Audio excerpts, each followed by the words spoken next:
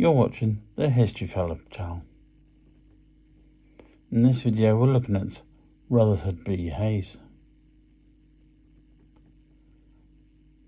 Hayes was born on October the 4th, 1822 and would die on January the 17th, 1893. Hayes was an American lawyer and politician who served as the 19th President of the United States from 1877 to 1881. After serving in the U.S. House of Representatives and as Governor of Ohio.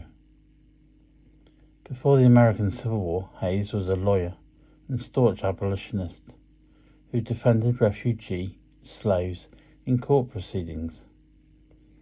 He served in the Union Army and the House of Representatives before assuming the presidency. His presidency represents a turning point in U.S. history, as historians consider it the formal end of Reconstruction. Hayes, a prominent member of the Republican half-breed faction, placated both Southern Democrats and Whiggish Republican businessmen by ending the federal government's involvement in the South. As an attorney in Ohio, Hayes served as a Cincinnati city solicitor from 1858 to 1861. At the start of the American Civil War, he left a fledgling political career to join the Union Army as an officer. Hayes was wounded 5 times, most seriously at the Battle of South Mountain in 1862. He earned a reputation for bravery in combat and was promoted to Brevet Major General.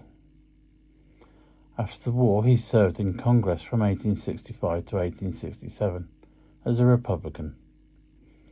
Hayes left Congress to run for governor of Ohio and was elected to 2 consecutive terms from 1868 to 1872. He served half of a third 2-year term from 1876 to 1877. Before his swearing in as president. In 1877, Hayes assumed the presidency following the 1876 United States presidential election, one of the most contentious in U.S. history. Hayes lost the popular vote to Democrat Samuel J. Tilden, and neither candidate secured enough electoral votes. According to the U.S. Constitution, if no candidate wins the Electoral College, the House of Representatives is tasked with selecting the new president. Hayes secured a victory when a congressional commission awarded him 20 contested electoral votes in the Compromise of 1877. The electoral dispute was resolved with a backroom deal, whereby the Southern Democrats acquiesced to Hayes' election on the condition that he and both federal support for Reconstruction and the military occupation in the former Confederate States. Hayes' administration was influenced by his belief in meritocratic government and in equal treatment without regard to wealth, social standing, or race. One of the defining events of his presidency was the Great Railroad Strike of 1877, which he resolved by calling in the U.S. Army against the railroad workers.